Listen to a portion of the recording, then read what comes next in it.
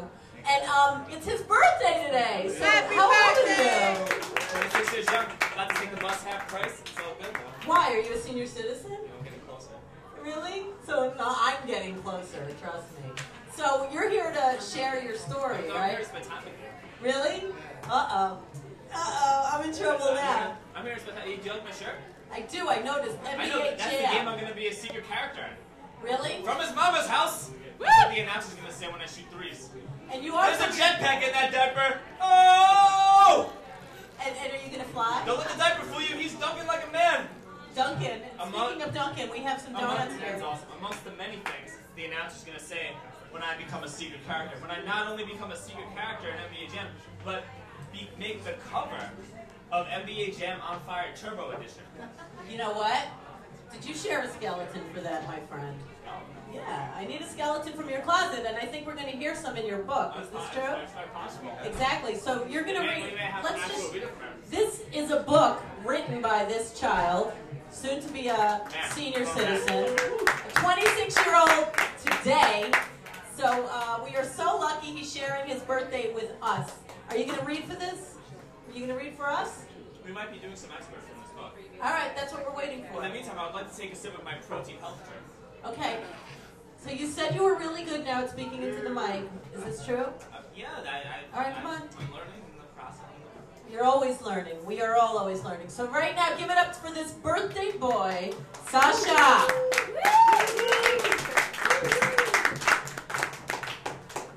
And Karasu. Karasu. Actually, he's English tonight. Bloody hell. Wait, do we have the classical music? I don't know. Did you bring it? I brought a CD, yeah. This is actually, it's from a very special lady. Her name is, come on, speaking into the microphone. Her name is Jessica Seibelman. She's a clarinetist. She might very well be my future wife, which is why I put her CD in the NBA Jam case to show how special she is. Yay! That's right. Baby, I don't want to shoot threes from my mama's house. I want to shoot threes from your house. We can't do it. Or in her house. Yeah. All right, why don't you start? You know, when the time is right, because I respect you as a person. What page are you? 89. I'm down for 89. It's an advanced 69. So today marks the day that my 23-day not busting streak has come to an end. In a way, it's kind of sad and kind of relieving. I had a girl and didn't bust anything for 23 days. Shows what an idiot I was for being in a relationship. It was good and all, but I'm sad to say it, and of all the girls, it had to be Mary. Mary. Like it was an end to a chapter or something, or the start of something I was trying to suppress but gave up on. I want this journal to represent my life. Each a series of entries divided up into chapters. I want to see the personal phases I go through. Very few people think I would live in a dark world. Only after reading the entire journal they would think, wow, this kid has issues. I guess it may teach people that drinking is actually is bad because you will lead a dark life. Or maybe it shows that I can lead a dark life, and by finding something to, next page, I do apologize for that. Reading is fundamental. Yes it is, yes it is. Give me light. I can escape from the darkness. People will buy this journal because they will realize that it's written by someone who is legitimately crazy. Just the words drunk journal will elect curiosity. I want a black girl. I got jungle fever. I'll write a conversation had with tits. Tismiki Titsarama. I fucked on the couch tonight, and I put the condoms in the garbage. Well, it was after one yelled at me for leaving it in the sink, but still, I got up and threw it away, which is a step from last year. Fakaching. I have a 3-semester streak of leaving condoms in all the wrong places in my room. But at least I got better. First semester, I left the used condom on my floor about 2 weeks. Second semester, went down to 2 days. And now I'm down to leaving condoms only in the sink. That's a serious improvement. No more fucking in the common room. Fuck the girl in your room. You fucking girls is a private matter. This journal is a breach of privacy. That is not funny. That night I went out with these kids, Brian, Jay, and Katzenberg. It's going to be interesting, people. I met them with Juan at an AXP party about 2 weeks ago. Juan and I overheard them talking about smoking weed. Yes, no future, that'll be you. Yeah, that's me. And playing Smash Brothers. We are intrigued and joined in their conversation. Was really drunk, so I don't remember what we talked about. All I remember that it was that Katzenberg looked like Britt Tomlin from Anchorman, and all of his friends kept telling us that he wasn't funny. That bloke. I like these guys from the moment I met them. They were my kind of guys, dudes who didn't give a fuck about anything other than getting drunk, playing video games, and having a good time. It didn't matter where they were, who they were with, or what day it was, as long as weed, as you'll get in the future, alcohol, and a Nintendo 64. These guys were guaranteed to have a blast. We never got to hang out again, so I decided to give them a call. All of us went to a sports bar and spent the night cracking jokes while sharing pictures. I saw Tara, and she gave me the finger. That bitch. So I gave her a toenail clipper that was in my pocket. They asked me why I gave her a toenail clipper, and I told them about how she used to clip my toenails last semester while jerking me off against her ass. Tara must have overheard our conversation, because shortly after I said this, she walked up to me and punched me square in the nose while holding the toenail clipper in her right hand. Ah! Damn, that bitch hit hard. She had to have been a boxer or something, because that shit fucking hurt. Yeah. I know she hit me in the nose with a nail clipper. But still, Tara could pack a punch. My nose was gushing blood, and everybody was laughing at me for getting my ass whipped by a bitch. And fuck them.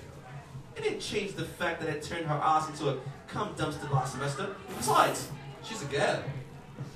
It's not like I can hit her back. You know what? It didn't even matter, because losing all this blood was gonna make me even drunker. Later that night, I ran to Marion. Boy, was I happy to see her. Maybe it was the alcohol flowing through my veins, or the low-cut, extra tight blouse she was wearing, or the fact I hadn't bust off in over 3 weeks. But this girl's tits looked bigger than ever. I mean, shit! They were popping out like a couple of water balloons. Water balloons I wanted to burst all over. Mary was on the dance floor, shaking her ass, and trying very best not to fall in it. When I approached her, Sash, what are you doing? oh, Mary said in a drawn-out, whiny voice that sounded like an awful mixture of Fran Drescher and Wendy Williams as I grinded against her. You know what I'm doing. I replied softly, kissing up and down her neck while simultaneously caressing her body. But Sash, we haven't hooked up in months. You can't just ignore me and expect me to have sex with you. I'm not that kind of girl, Sash. Mary said in a pathetic attempt to sound proper and ladylike, come on. You know how good this feels. You know how badly you want it. I whispered softly, kissing Mary on the mouth, biting her lower lip and calling her by the tremble. Sash, what kind of girl do you think I am? Responded Mary, falling miserably and pretending to be a person of class that respected herself.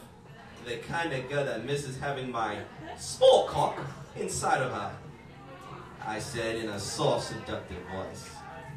Now let's get the fuck out of here. Next page. Do apologize.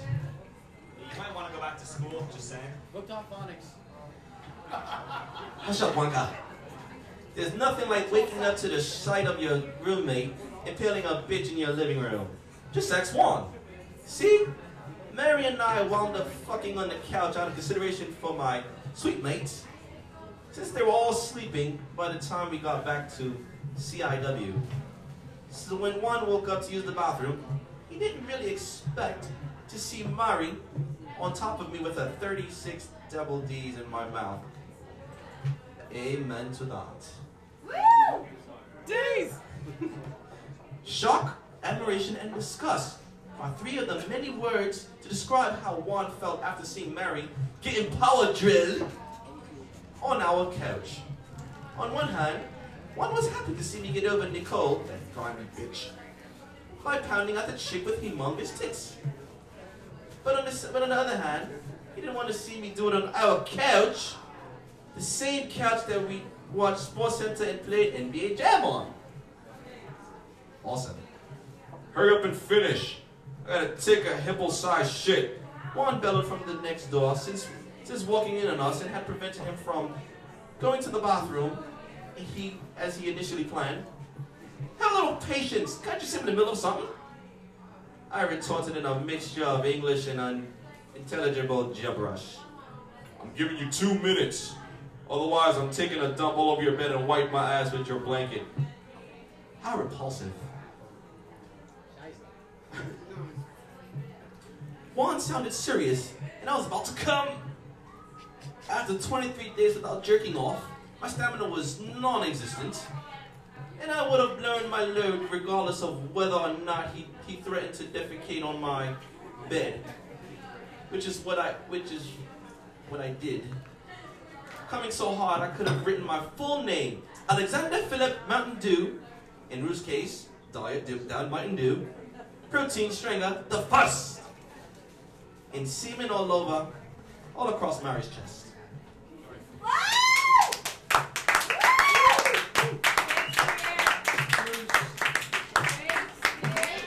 Want to go back to school? Just saying. So can you like translate that for dummies like me? Like, what was that about? Well, you know, I've been with a ton of women because that's how much they weighed. Woo! A ton? But a ton of women? So like, how many? We just talked about it. I know, but like I'm just referring it to in kilograms. I'm talking kilograms. Yeah. I'm not talking numbers. So you're a college grad, right? I'm talking about numbers. Yeah. And you wrote that book I got in another college, job. I got another job. What? I take old people on fitness walks. You do? Yeah. Oh, that must be so inspiring to them. I work for the Parks Department. You do? I am a city employee. Good for you. I'm a recreation supervisor. Good for you. Thank you. Do you get that lady who was supposed to have been the background music, who was so special that I put her in the NBA Jam case, was one of the people that I actually take on my fitness walks, even though we're about the same age. So how did she get on that walk? Michelle, you don't have to exactly be old. Most of the people happen to be old because it's at 9, 10 o'clock in the morning. But because she's a musician, she has a really free schedule. No, she came. She just came because she saw how awesome the program was, and then just turned into love at first sight. Do you believe in that? I do, and that's how I feel. That's how I feel when I met this person. But then what happens at second sight? Hey, hold on! I'm in the middle of school. All right. Like, and it is your birthday. Thank you. No, but then, it is my birthday, exactly. And guess who didn't wish me happy birthday? She didn't. Jessica Sodman, the classical musician, That's was what so I'm talking special about. that I was going to put her on the NBA Jam case, and she didn't even wish me a happy birthday. Oh, boy. Boo! Give it up for Sasha. He has Sasha, we want to see more and more and more of you. I want to see more and more. Yay! And we have another really exciting surprise coming up. The best birthday present I could ever have is spending time with you. Yay! And the best birthday present I could ever have was spending time with Rue. Oh! You're a cutie pie. I want to go on one of your walks. Possibly. All right. So who's ready for some more fun? Thank you, birthday boy. Yeah. And how many? 1, 2. Count with me. 3, 4, 5, 6, 7. We'll do it later. All right, we'll be back in a minute with something you are going to be blown away by. Yes. Come on, mothers.